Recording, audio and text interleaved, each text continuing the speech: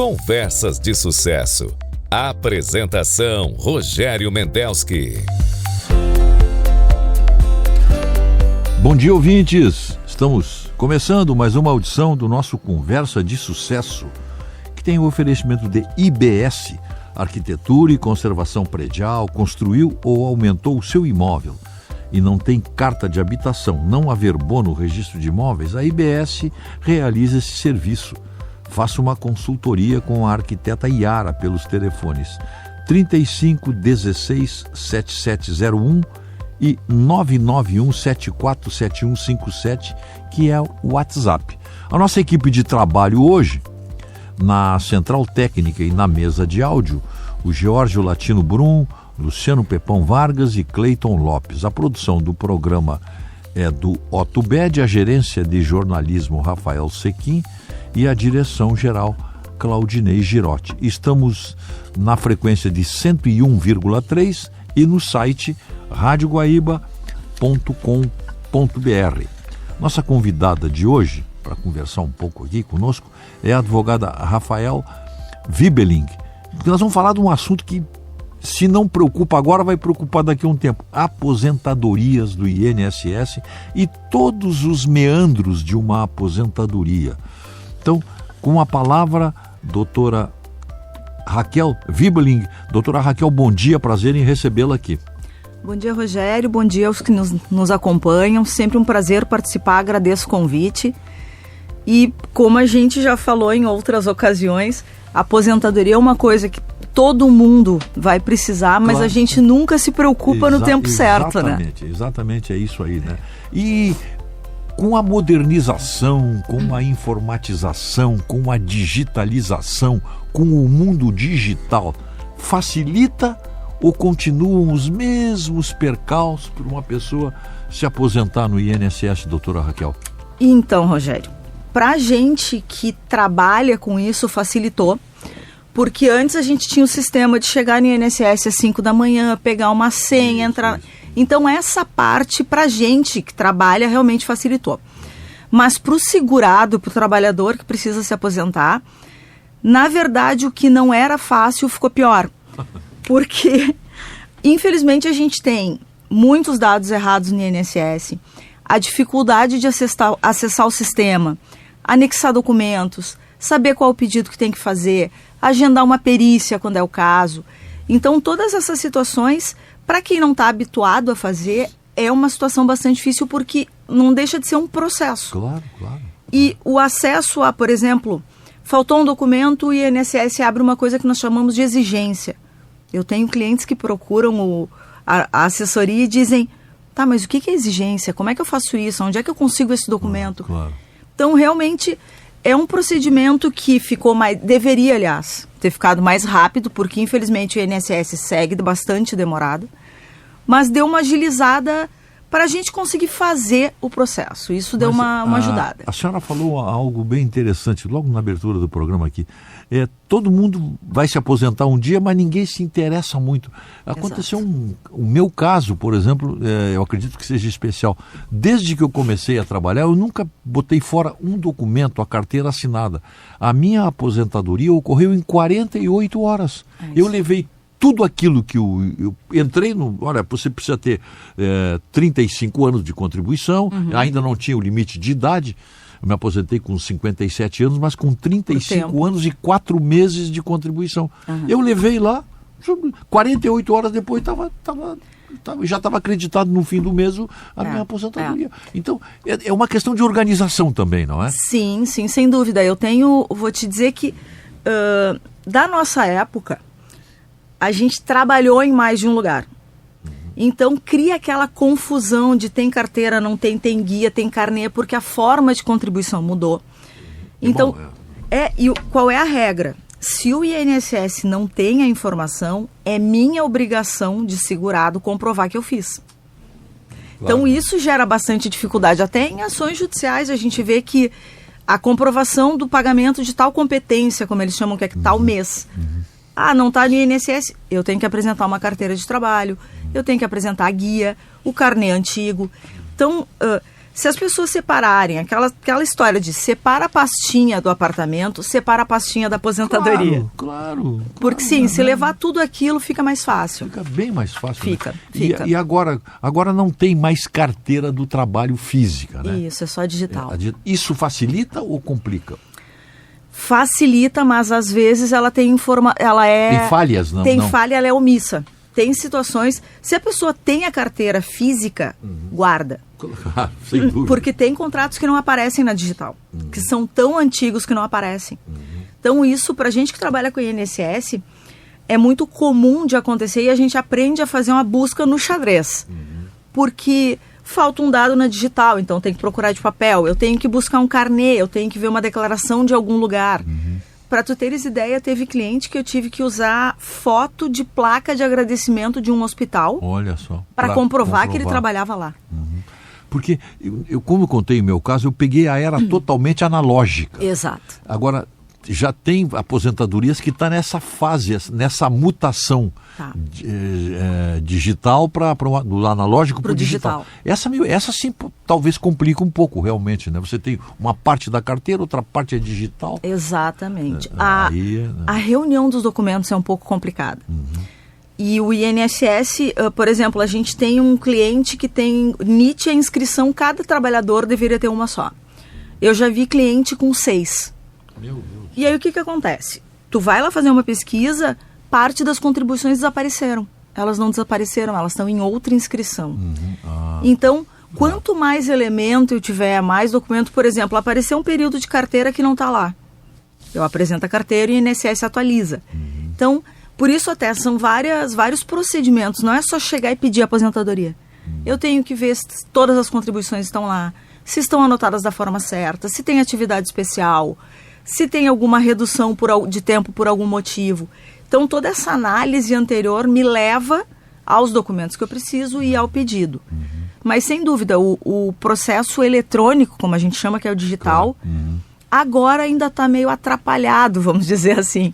Mas a tendência é que dê certo. Tu tens aí, por acaso tu tem essa informação, nós estamos conversando com a doutora Raquel Wibbeling.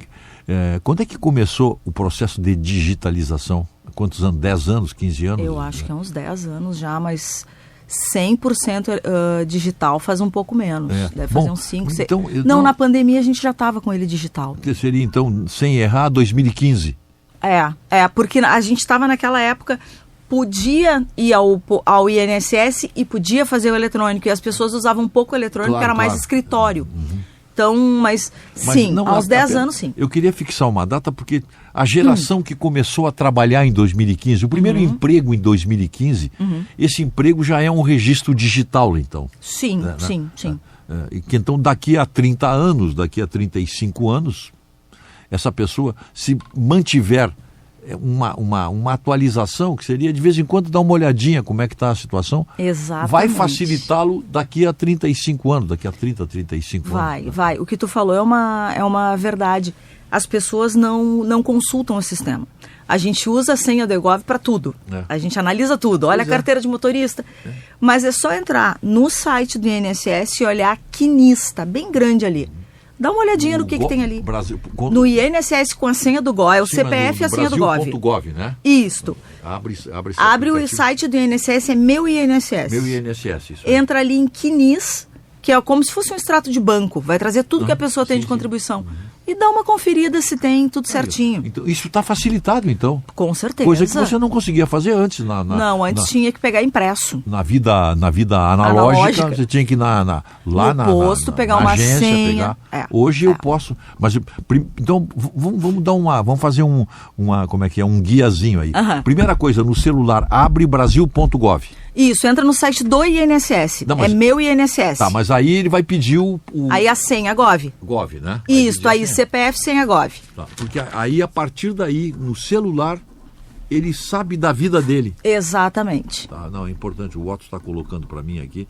É Meu INSS, abre isso, ali, né? Isso, abre. E depois CNIS. CNIS, que é Cadastro Nacional de Informações. Claro. Tá. A partir daí, aí ele vai te pedir senha, aí você se cadastra ali, claro. Na verdade usa a mesma senha do GOV. Aquela senha que a gente usa para baixar a carteira de motorista digital. Isso, a mesma senha. Aí você tem a sua vida ali. Exato. E você pode acompanhar toda a sua vida até entrar no momento de pedir aposentadoria. Exato. E tem, inclusive, um simulador de aposentadoria. Olha aí, ó. Que para quem só tem um vínculo de emprego, aquele simulador funciona muito bem. Pessoas que têm mais de um vínculo, que têm vínculo público, aí a gente tem que olhar com uma certa ressalva, porque o sistema do INSS ele não divide as contribuições. Vamos pensar, por exemplo, um médico. Ele trabalha num hospital privado e no estado, trabalha no município, ele trabalha no pronto-socorro. Ele tem 2 contribuições e essas 2 vão para o mesmo CNIS. O sistema do INSS não sabe tirar a parte da prefeitura. Então dá erro no tempo e no valor. Claro. Mas o trabalhador que tem só um vínculo. Pois a pessoa que dedicou a vida inteira, trabalha numa empresa, uma pessoa de confiança. Exato. Isso para ele é muito fácil, então. Sim, uma doméstica, entra ali, simula. É muito tranquilo. Isso vale também para quem é autônomo, então? Todo mundo. Todo mundo que contribui, inclusive contribuinte aquele facultativo que a gente chama, que é a pessoa que não precisa contribuir, mas contribui porque quer se aposentar, entra lá também, pode olhar. Bom, então quais são os tipos de aposentadoria do INSS em 2026? Então, Rogério, em 2019 a gente teve uma alteração muito grande na legislação previdenciária. Antes era bem tranquilo, nós tínhamos aposentadoria por idade, tempo de contribuição, invalidez especial. E acabou as aposentadorias.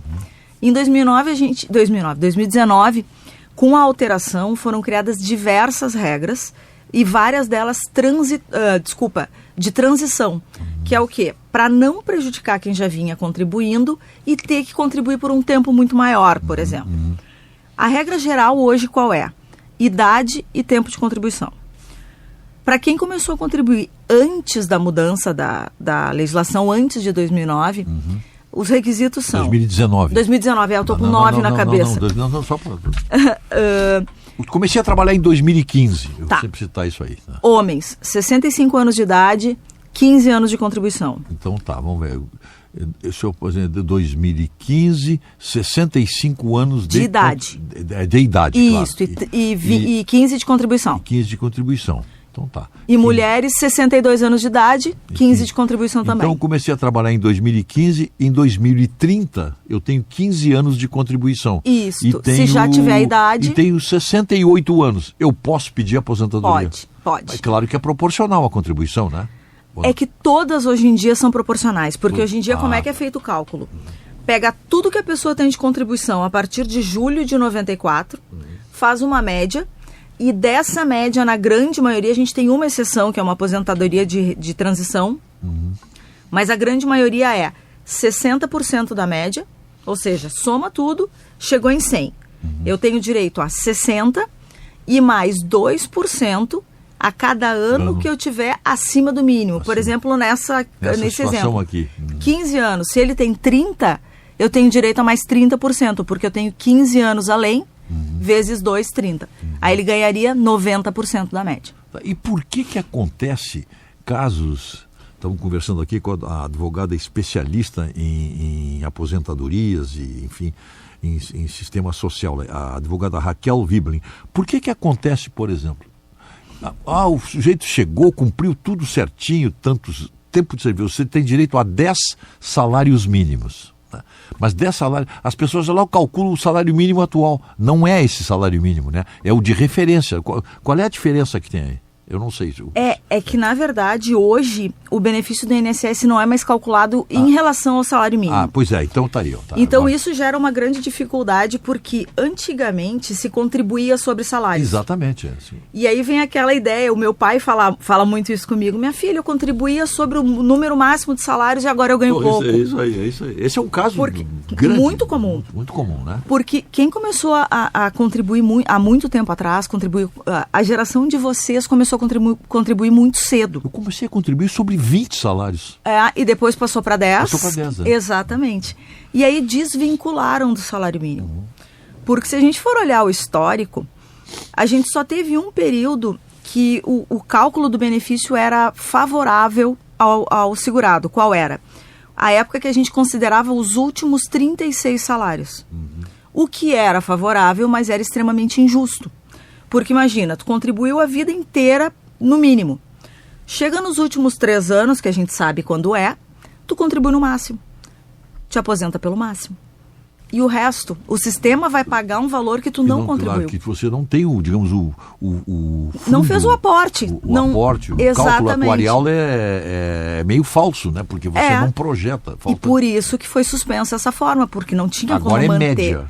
É média e a média vem piorando cada vez mais. A regra antiga até 19 era 80% das maiores contribuições desde julho de 94. Tá, a gente mantém em julho de 94. Tá. A nova regra é 60, ou seja, antes era 80, de todo o período e não só das maiores. 60 seria 5 anos?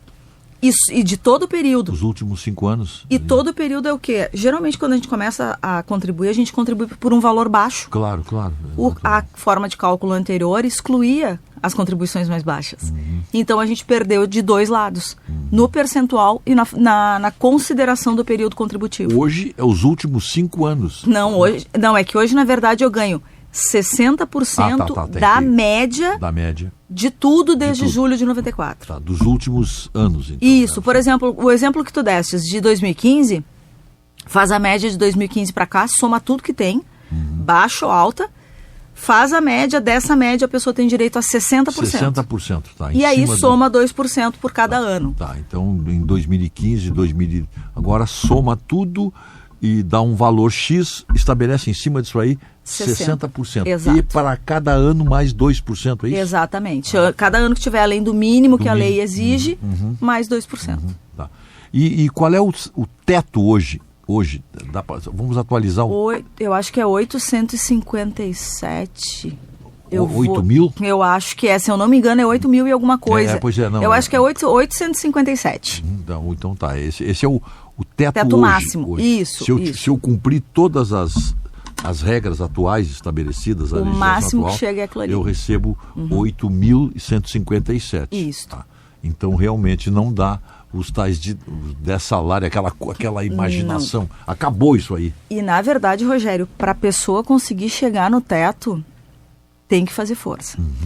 Tem que contribuir no teto, porque agora a gente tem aquilo que eu falei, todo o período. Então, o que eu tiver de contribuição baixa vai puxar minha média para baixo. Claro, começa. Tá. Então, eu tenho que ter tudo no teto, tenho que ter, às vezes, até mais idade do que precisaria, ou mais contribuição do que precisaria, porque é realmente muito difícil conseguir. A contribuição parte, então, sempre do teto. No caso, 8.157. Se eu ganho, digamos que eu arrumei um emprego hoje, estou começando a trabalhar, estou ganhando R$8.200. Estou ganhando um pouquinho acima do teto. A partir da minha contribuição, começa a contribuir, e eu nunca deixei de ganhar menos do que o teto, tomando como referência esse teto do INSS. É certo que a minha aposentadoria vai ser integral. Certo não, mas a tendência é. Não é certo, então. É que é esse o problema. Aí é a média. É que a gente depende de várias situações. Por exemplo, ter o tempo de contribuição, ter a idade da época. Claro. Ter todas as contribuições realmente nesse valor, porque às vezes o cliente nem sabe, mas ele teve uma contribuição abaixo. O empregador contribuiu abaixo. Então, eu sempre digo que depende de mim, eu garanto agora, dos outros. Pois é, mas a tendência é. Isso é um outro pulo que eu quero dar aí com a nossa entrevistada, que é a doutora Raquel Wibling, advogada especializada em aposentadorias, vamos dizer assim, para o ouvinte entender bem. Eu recebo e a minha empresa não recolheu a minha contribuição. Como é que eu fico na hora de me aposentar? Eu não estou sabendo disso. Ele está me pagando o salário, eu recebo ali o meu contra-cheque, ali o boleto, enfim, que nome tenha, a minha prestação de... Aparece ali os descontos todos, fundo de garantia, não sei o quê. E a empresa não contribuiu. Como é que eu faço se eu estou na idade de me aposentar? O segurado nunca vai ser prejudicado. Ah, bom. Nunca, Rogério. Aí já tá tranquilizando quem porventura esteja nos ouvindo. A obrigação é da empresa com o INSS. Claro. Se eu tiver qualquer comprovação, carteira de trabalho, um contrato de trabalho escrito, às vezes até testemunha, hoje até o WhatsApp serve de prova. Eu consigo comprovar que teve o vínculo, então o segurado tem o direito a contar aquele tempo para a aposentadoria. Se o INSS vai cobrar depois do empregador, o que o INSS vai fazer? Prejudicado. Não, nunca. Digamos que eu tenha, realmente, eu tenho um contrato. Isso é muito comum. Tudo certinho, tá? Isso é muito só que comum. a minha empresa está só negando, ou sei lá por que razões, não está recolhendo, mas eu provo perfeito. Agora que eu tenho 35 anos, sempre trabalhei nessa empresa aqui. Não vai ser Agora eu fico sabendo que a empresa deixou de recolher por um tempo, sei lá, não interessa. Eu estou com os meus direitos garantidos. Garantidos, não tem dúvida disso. É só fazer prova do contrato que não tem problema nenhum.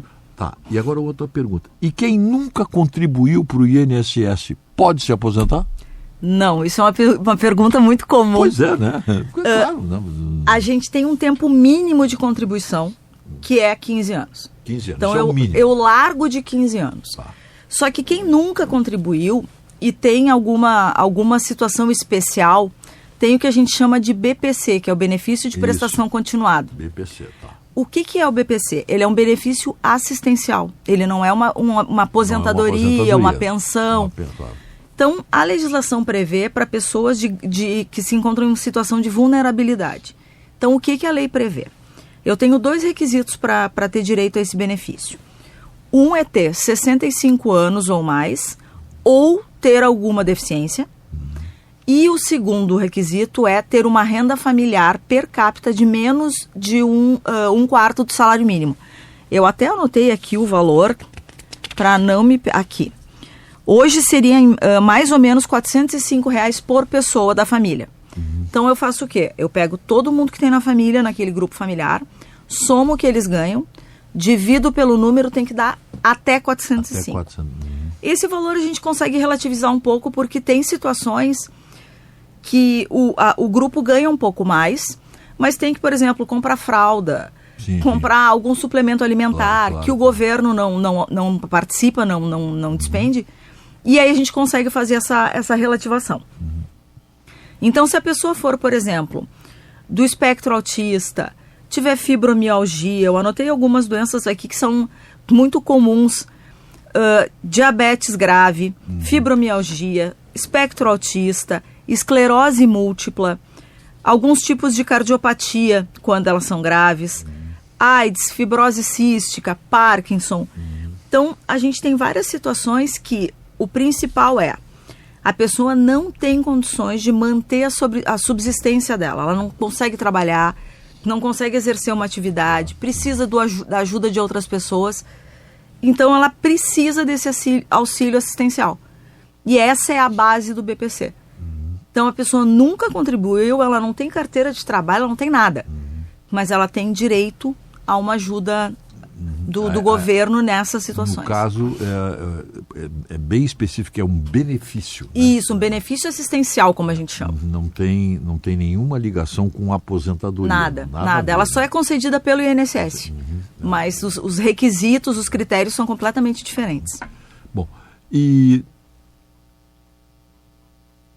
uma outra pergunta. Quais são os tipos de aposentadoria que nós já falamos, mas está reduzido esse tipo de aposentadoria hoje? O governo está reduzindo? Ele está controlando mais? Na verdade, Rogério, a gente tem uma regra geral hoje, que é a aposentadoria por idade. Tá. Que aí é aquela situação que nós conversamos. Isso. De regra de transição, a gente tem o quê? Regra de pontos, regra de idade mínima progressiva, pedágio de 50%, pedágio de 100%. Então, aposentadoria da pessoa com deficiência. A gente tem várias regras hoje em dia. Por que isso? Toda vez que a gente tem uma alteração previdenciária, a gente não pode prejudicar quem já estava no sistema. Claro. Então, eles criam o que a gente chama de regra de transição. É uma regra intermediária que não vai prejudicar quem já estava, mas também não vai deixar que ela se aposente tão rápido. Perfeito. Então, é um mais ou menos que a gente tem. E nisso foram criadas várias regras. Então, geralmente, como é que a gente faz? Pega aquele quinis que a gente estava comentando, que o segurado tem acesso, analisa toda a situação que tem ali, e a gente vê de todas as regras que existem, porque tem gente que ainda pode se aposentar pela regra que valia até 19, e tem gente que se aposenta com as regras posteriores. Então, a gente calcula, vê tudo isso e vê o que daria maior valor e data mais próxima. Então, e aí, com base nisso, a pessoa escolhe... Sempre é possível, então, de uma maneira ou de outra, uma pessoa que diz, puxa, mas eu contribuí demais e a minha aposentadoria está tão baixa. É possível fazer um estudo? Claro, a senhora claro. aí que a pessoa está na dúvida, procura... Se está certo ou não. Claro, vamos... Não. Vou te dizer até, Rogério, que a gente tem muito... pedido revisional é muito comum. Pessoas que têm atividade especial, principalmente, por exemplo, motoristas, segurança já não é mais, mas motorista, área da saúde, pessoas que trabalham expostas a agentes químicos, biológicos, eles têm um direito a ter um tempo maior de contribuição, que a gente converte, como a gente fala, enfim. E essas pessoas, geralmente o INSS não reconhece essa atividade especial. Então, ela concede a aposentadoria no valor menor. Então... É possível, então, essa revisão? É possível e é indicado que as pessoas procurem uma pessoa para fazer pelo menos uma análise. Aconselha, você está com dúvida? Sim. Qual é o problema em você perguntar? É um direito que o cidadão tem, exatamente. É um direito do contribuinte. Né? Eu até te diria mais. Na grande maioria das aposentadorias, é indicado analisar, buscar um profissional para dar uma analisada, porque pode ter alguma coisa errada. Pode ter contribuições, como a gente comentou, que não foram consideradas porque estão em outro registro. Muito bem. Nós estamos chegando ao final, mas eu quero lhe perguntar uma coisa. O que a senhora gostaria de ouvir, que eu não lhe perguntei? Qual é o assunto que faltou aí? Não, na verdade, Rogério, é mais isso. As pessoas procurarem uma pessoa capacitada para analisar e para fazer o pedido, porque hoje em dia parece dar uma falsa ideia de facilidade o sistema eletrônico, para tudo até. Claro. Só que quem não está habituado, às vezes acaba não tendo um benefício concedido e desiste. Pois é, né? Sabe? E quando está lá o seu direito, né? Exatamente. Apenas ele não foi bem trabalhado. Exatamente. Né? Então, na dúvida, procura alguém. Procura alguém, tá?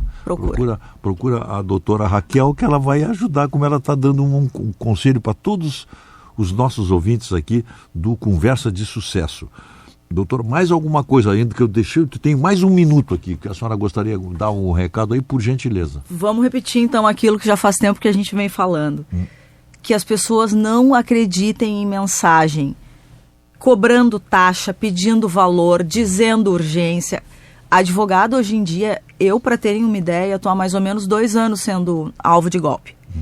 Então, ninguém deposite dinheiro, entre em contato com o escritório, fale com um profissional, isso. Nunca efetue nenhum pagamento, não preste nenhum dado, não dê senha de banco, não dê número de conta, porque é o que falam brincando, o golpe está aí, cai quem quer. Semana passada ainda recebi um telefonema, aqui é do INSS, nós gostaríamos de atualizar o seu cadastro, etc. Prova de vida. Eu dei conversa, aí no final eu digo, olha, eu lamento, mas eu não posso dar, porque eu estou no presídio aqui. Na hora desligou.